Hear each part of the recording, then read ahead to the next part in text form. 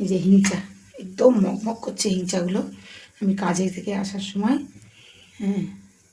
রাস্তার ধারে পুকুরে দেখলাম যে হিংচা হয়েছে, তাই এই হিংচেগুলো নিয়ে এলাম। আজকের হিংচের পকোড়া খাবো। বেসনটাকে একটু হালকা অল্প লবণ দিয়ে একটু লঙ্কা গুঁড়ি দিয়ে বেসনটাকে ভালো করে ফেটে নিই। এটাকে ভালো করে বানিয়ে নিলাম। বেসনের একটা ব্যাটার, রিফাইন তেল দিয়ে দেবো। দিয়েছি, তেলটা দেখো বেশ ভালো গরম হয়ে গেছে, হাত দিয়ে দেখে নিলাম। এবার আমরা ওটাকে ছাড়ব ওখানে।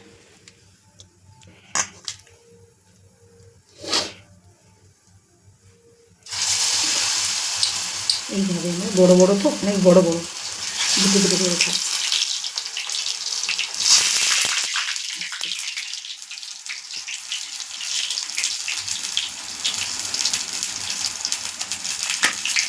বেশি বেসন দেবো না,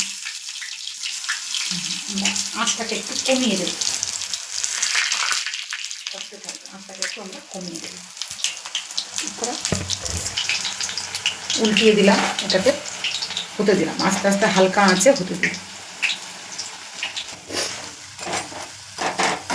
শীতের সন্ধ্যায় আমরা সন্ধ্যাবেলা একটু টিফিন করব, মুড়ি দিয়ে হিংচার চপ।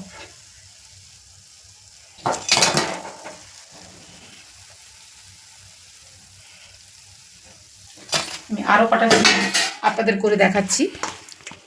আপনারা এইভাবে সুন্দর করে বেসনের মধ্যে লটকিয়ে নেবেন,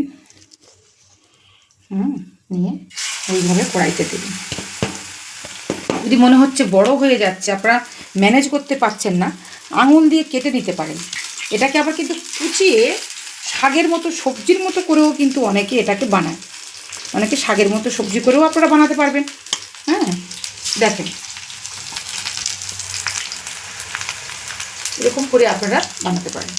যদি মনে হচ্ছে লটকি যাচ্ছে, পারছেন না ম্যানেজ করতে, তাহলে কিন্তু আপনারা এইভাবেও করতে পারেন। বেসনটাকে একটু দিয়ে দেবেন উপর থেকে।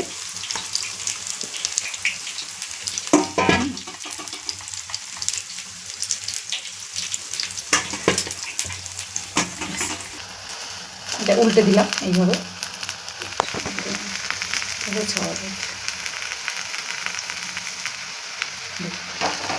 উল্টে দেবেন, দিয়ে একটু চেপে চেপে দেবেন।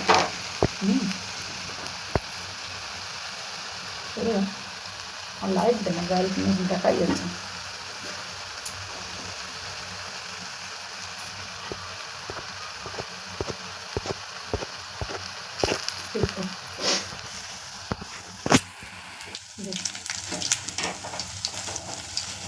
এইভাবে উল্টে পাল্টে করে ভাজবো, ভালো করে সুন্দর করে উল্টে পাল্টে করে ভাজতে দিলাম। এইভাবে উল্টে পাল্টে করে নেব। যখন ব্যাটারটাকে মাখাবেন তখন একটু পারলে একটু বেকিং সোডা দিয়ে দেবেন, দিলে ব্যাপারটা খুব মুচমুচে হয়ে যাবে। খুব সুন্দর খেতে লাগবে।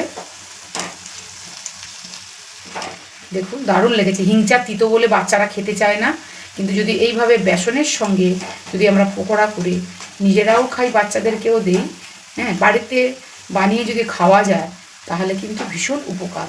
কিন্তু আমরা বাজার থেকে যেগুলো কিনে খাই, ও তো তেলের জন্মের ঠিক নেই না, ওদের তো তেলের জন্মের ঠিক নেই, তাই কি হয় শরীর খারাপ করে ভীষণ। কিন্তু আমরা যদি এইভাবে বাড়িতে বানিয়ে খাই তাহলে কিন্তু আমাদের তেলে ভাজা খাওয়ার স্বাদটাও মেটে আর শরীরটাও ভালো থাকে। আহা হা, এই গরম গরম দেখুন হিংচাটা। এইভাবে যদি হিংচার চপ দিয়ে আমরা